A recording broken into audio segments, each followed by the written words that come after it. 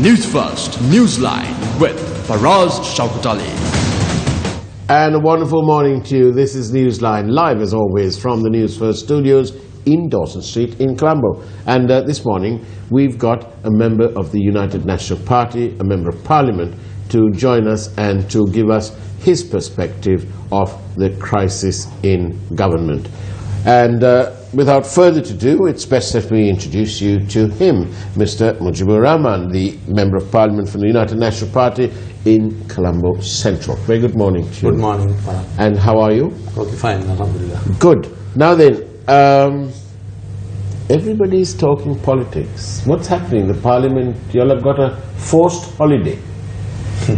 Prorogued Parliament. What is this for? Why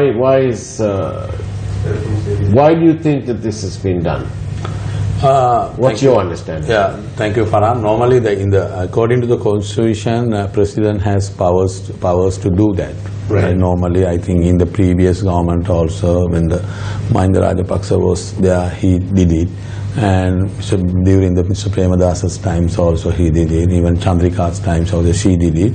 So, you know, President has normally, according to the Constitution, he can prorogue the Parliament. Right. But on this time, I think like this, you know, everybody knows there is a problem between the coalition government, SLFE and UMP.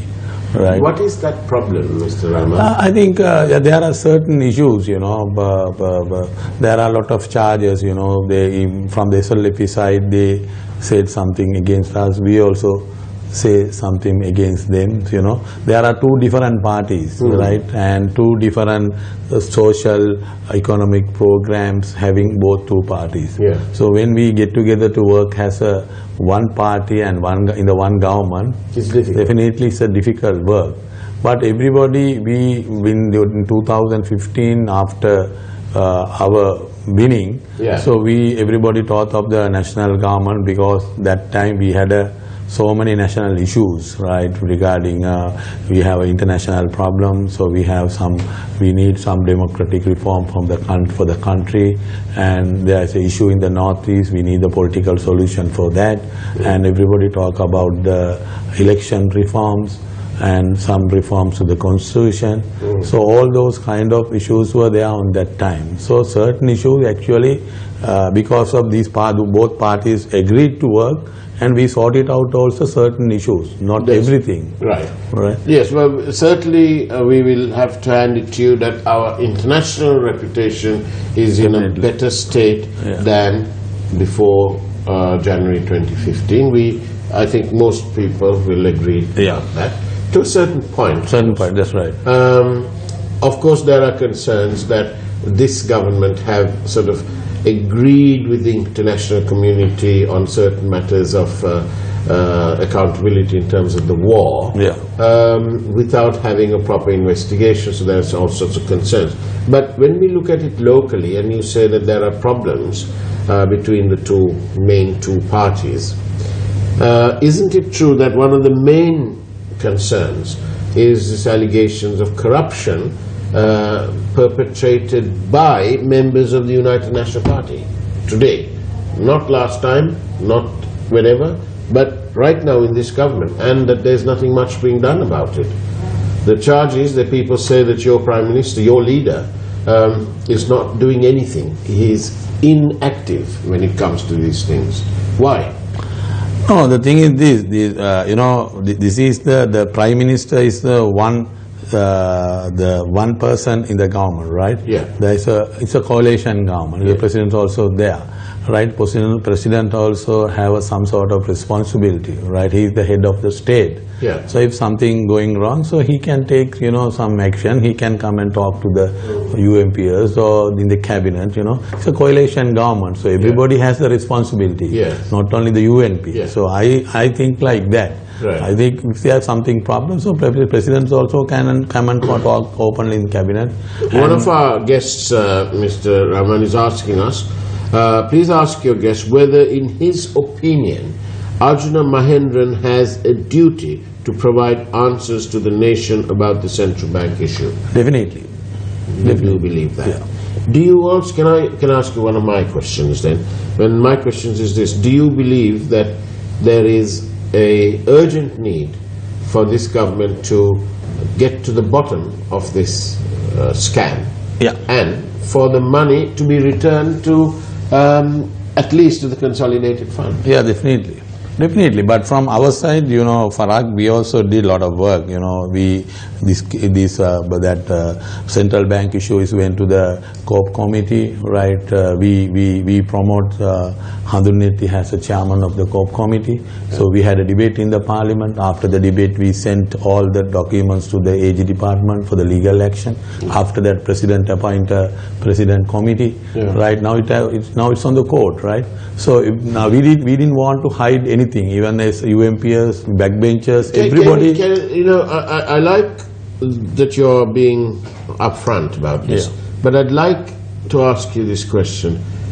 Do you think that your leader and also the minister in charge of the subject in the central bank, do you think that he did everything possible, or do you think that it could have been done a little bit better if he didn't believe Mr. Mahendran, and right at the beginning, because he says, the Prime Minister says, I asked him to get rid of this conflict of interest scenario.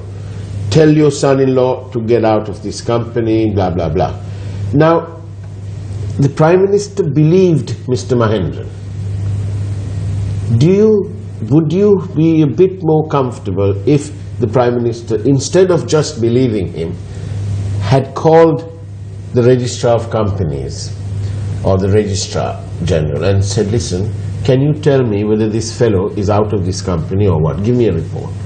This small thing has cost this country so much of money and so much of heartache, and for the members of the UNP like you, has caused so much of bad news or bad advertising for the United National Party.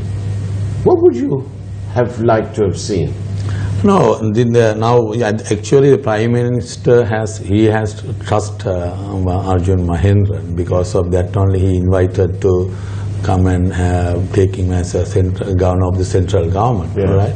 So even in the report, when you go through the Presidential Commission reports, also they have not mentioned about anything about the Prime Minister, because they have sort of. But they have said something, but they have, because directly they are not telling anything, this is the Prime Minister's but that's our culture. That's our culture. Right. Do you call your leader Ranil, or do you call him sir? Sir. Right. It's the same here. My chairman is not called by his name. He's our chairman. He's sir. Yes, sir. That's right. So this is our culture. But in Britain, it's different. The dustman, Mike, will talk to the chairman of British Gas, who might be John, and in the pub they're Mike and John. So this is a cultural difference, right? So obviously you have to respect them and so on. But in this case, Mr. Rahman, the Prime Minister he's let the party down, because forget about everything else. You know, half the country or more than half the country knows what's happened here. And the point is that your leader is a reasonably educated man, and he has got this. So when he's got that, why do you think he's acted like this? Are you angry with him for not having taken action? No, Farhan, like this. Now, from his side, I think he has acted, according to my knowledge, maximum. Yeah. Right, because the first thing is, when we appoint Handuneti as a COP committee chairman, he only proposed his name, Handuneti's name, right? His opposition member. Even he said okay, we will appoint him as a COP committee chairman. Right. So after that, the report came out. So we debated in the parliament. He sent to the AG department for the legal action. So from his side, up to now, according to my knowledge, so he has done. Yes. Now, Mr. Mujibur, you are highlighting all the plus points. Yeah. But in the timeline, in the timeline, these plus points don't matter, because on the 27th was the issue of the bond. By the 1st of March, our network and the Sunday Times had already highlighted, the Sunday Times didn't highlight it as much as what we pulled out. So even on the 1st of March, there was some information. Then again on the 8th of March, we did a big program about it. And yet, no action. Instead, on the 17th of March, 9 days after that of the 8th of March, the Prime Minister thought that this is an important matter, and he came to Parliament and made a statement. And that was a disaster, because he defended Arjuna Mahendran. He defended him instead of admitting that something went wrong and we are going to get to the bottom of it. Instead, he appointed a 3-member Pitipena committee. That is within the 100 days. Yes, that was really poor performance. When you know, it's like, you're appointing your 3 best friends to come and give your wife an excuse that you weren't, I don't know, doing something naughty or something. I know that you don't do that, but do you know what I mean? Because you're outspoken, you're normally outspoken. We see you on television, we hear you on radio and read about it in the papers. So you're outspoken, but you're a young man, really. Don't you feel that your party has got no future when you are having such a problem? No, everywhere, Mr. Rahman. No, from your side, exactly what you said is correct. Actually, for even for our last election defeat, also one of the reasons the central bank issue. Yes. Everybody talk about, from our side, we have to take the responsibility for that one. But, do you think, now after the 2015, this coalition government has created the environment, so everybody can talk about the corruptions and, talk against the Prime Minister, talk against the President, and even against the ministers, right? So there's a big democracy in the country, in that way. So we only brought, even we are the part of that the democracy, brought the country. Yes, right? we never, there are a lot of corruptions happening during before 2015. Yeah. So no one those days, no one come forward and can't talk about the corruptions. How many COPE committee reports came out during the Mahinda Rajapaksa's government? So no action, nothing, no legal action. So even our government actually, we brought something to the forward, and people can talk about, the debate is going on. So so we got a freedom, right? Yes. So I think from our side, what you said is correct. The central bank issue is badly affected to our party. Right. From other way, so we have brought to this country the big democracy. People can talk all the issues, and people can charge just other things and say against the Prime Minister and President. So this is a big victory from the democratic side, right? I think we have to see both ways, right? So from the central bank issue, we have to find the middle ground. The middle ground, I think, so both ways. What you said is correct. This is badly affected our election campaign, for our party, even for the government. And exactly, that's right. From other side, we didn't hide anything. Right? We are not going to safeguard anybody. Right? So we brought it up, openly to everybody to discuss. Now I want to ask you this, Mr. Rahman, let's move away from this thing. Like you said, things are being done, some mistakes have been made, and hopefully it'll get right. But let me ask you this, moving forward about the future and so on, and especially you as a politician, main thing for politicians, I suppose, is jobs. Yeah. Can you tell me how many jobs have you been able to give your voters, your constituency, right here in Central Colombo? According to my knowledge, we have for the government jobs, so we have given for the last 2.5 years from some little jobs, not really not big amount. Even we have given some jobs even in the private sectors also, right? It's actually not only Colombo, all over the country. Is it a big challenge? It is a big challenge for the creating jobs, for the youth. What do people? I mean, they must be coming to you every day. Your constituency. In my electorate, we have issues. What you said, like the jobs and housing issues. Those are the main issues. And how are you solving those housing issues? Housing, actually, now from the 2016, according to Champika Ranawaka, the Minister for the Urban Development and Western Province.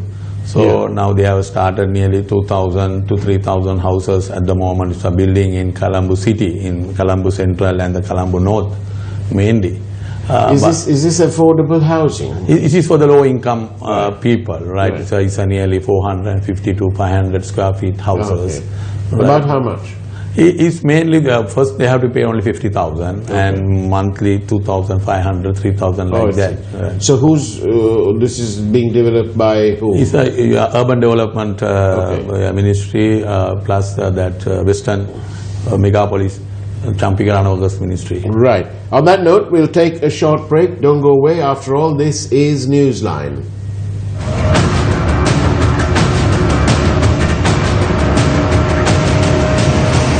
News First, Newsline with Faraz Shauketaly. And welcome back to Newsline, where we're in the august company of Mr. Mujibur Rahman, Member of Parliament for the United National Party from Colombo Central.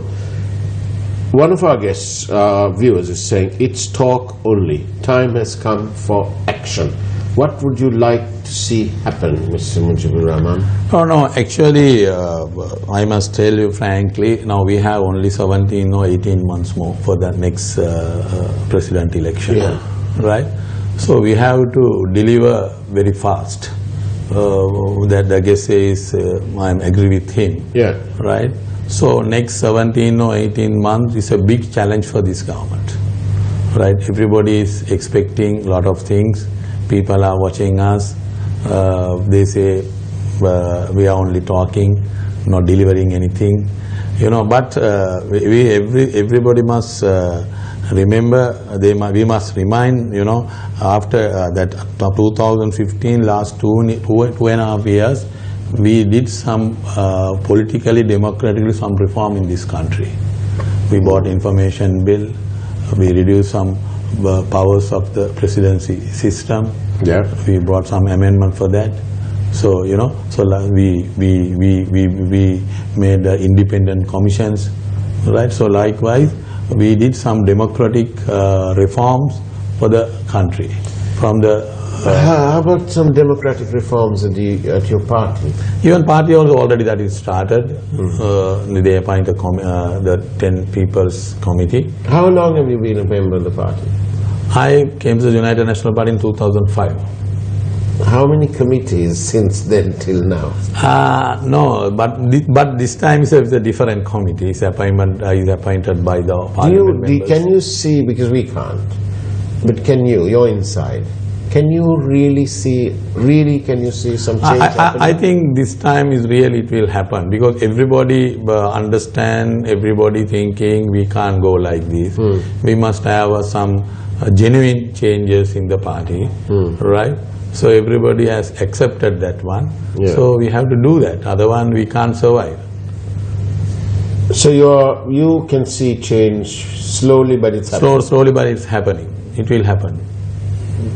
Do you get frustrated sometimes when you see, because you are an elected member, do you get frustrated sometimes when you see some people, senior, who are friends of the top, who parachute in without being elected, big positions? In every parties, all these things are happening, no? That is not in Sri Lanka. If you go to the SLFE also, it has happened. In UNP also, it has happened. We need some people from the national list also, right? All the elected members can't do everything, right? So there are a lot of work to do. So, you know, we have to accept those things also. Then, Yeah. you're very philosophical. Yeah. Because you're refusing to get angry with these things. You love your party, right? Yeah, I love my party, yes. Do you think there's a future for you in this party? No. I think that the biggest party in Sri Lanka, United National Party, the one party, and all the ethnic groups can accommodate to that party. You know, so this kind of party, we need this kind of party for this country. Right? This party has done a lot of things for this country, even in the past, for the democratic reforms, for the development of the country, economic development. So a lot of things has done. So this party has to go. Yes, but that's why this party has survived so long. But now, yes. If your leader is so, has shown no results for the party, then how can we imagine a victory for the party? No, that's why after this election, in local government election, we had a discussion with the parliament. Was it a big shock after the local government results? No, it's a shock, you know, what you said is right. But before the election also, we also knew, you know, that we are not going on the right path as a government. Not only the party, as a government, we are not going on the right path. We will get some areas defeated, but we didn't think, we never think about this much of defeat. But we know we are going to defeat because of after the 2015, only 6-7 months only we did our job. After that, you know, even in the government also, they forget about the mandate of the people. Yeah. Right? So because of that we know. So after this elections results, parliamentary group, we had a discussion with the leader and also we explained our things and all. We told him our message and our ideas and do the reforms and everything. So he has accepted.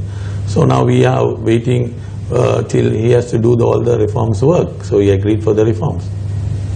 And you are hopeful? Yeah, we are hopeful. Right. Now, somebody else says that finally, we've got somebody here on our program who has got, he says that you have vision and a mission. I hope that for the sake of the party that he's right. But really, you know, you've been representing the people. And you have built a rapport with the people because you've been there for 13 years. They have a lot of hope riding on you.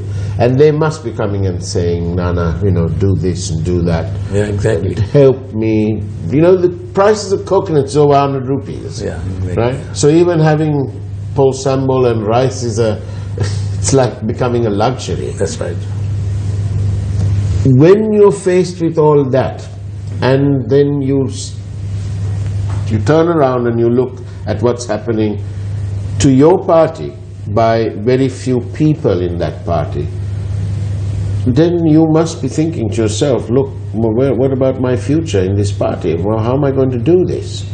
Because your primary responsibility, if I may say so, is not your party, it's the people that you represent.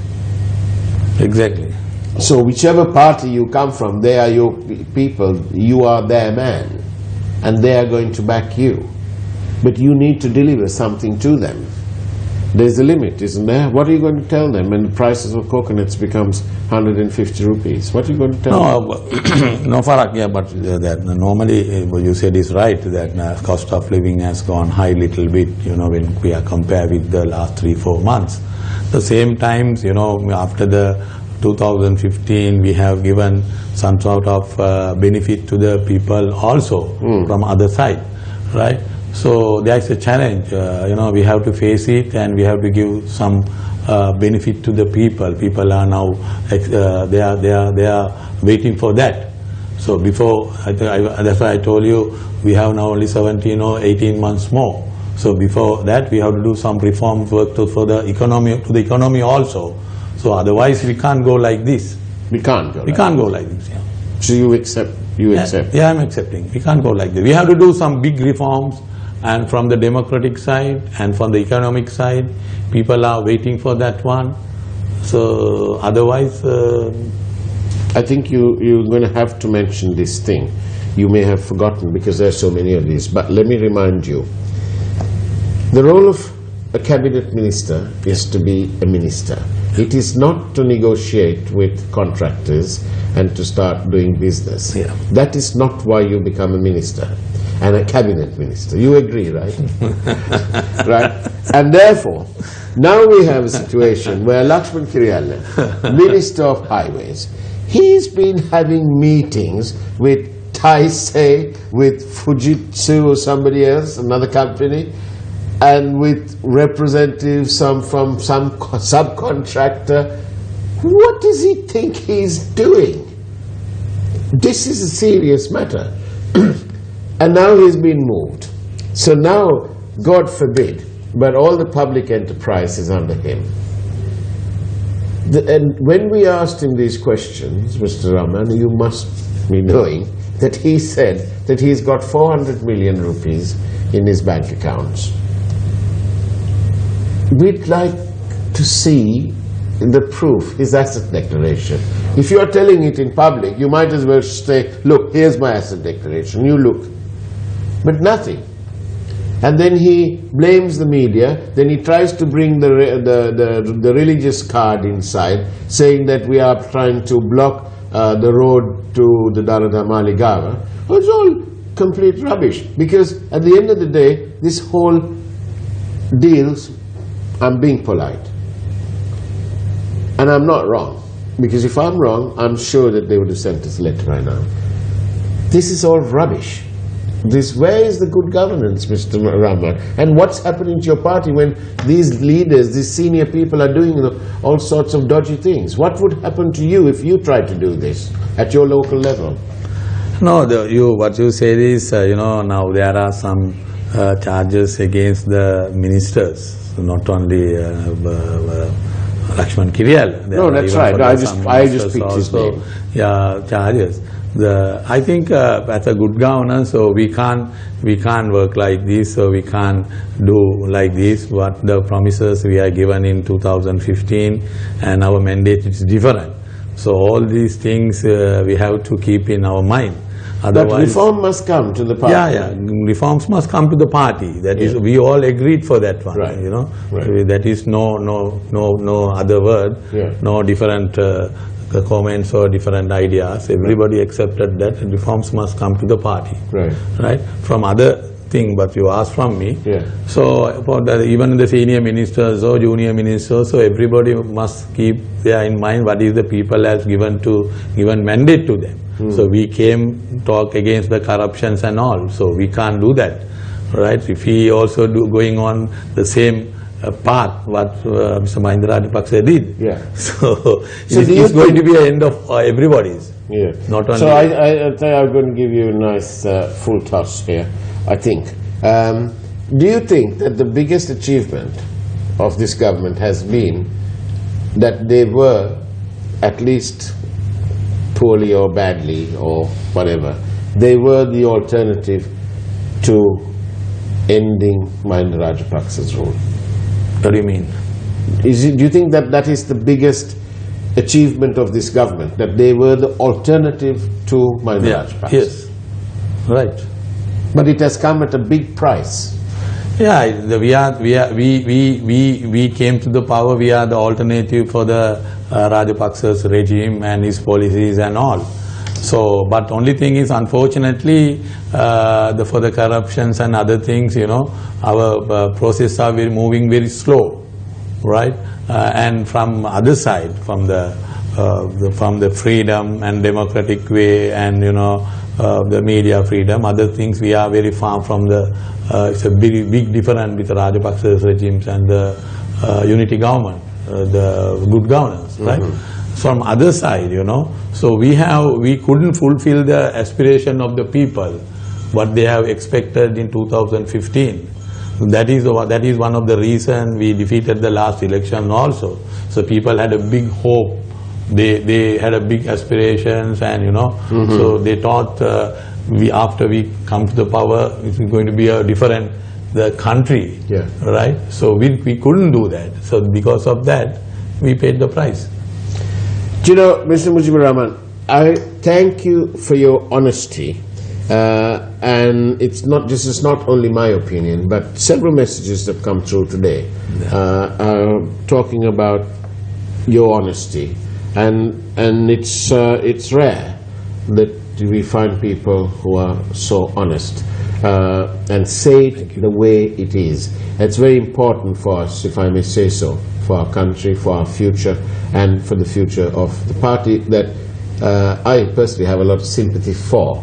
And I do hope that your reforms at your party will work, so that your party will become our party too. Thank you. Thank you very much for your time. And that's the way it was on Newsline this morning. Take care and God bless.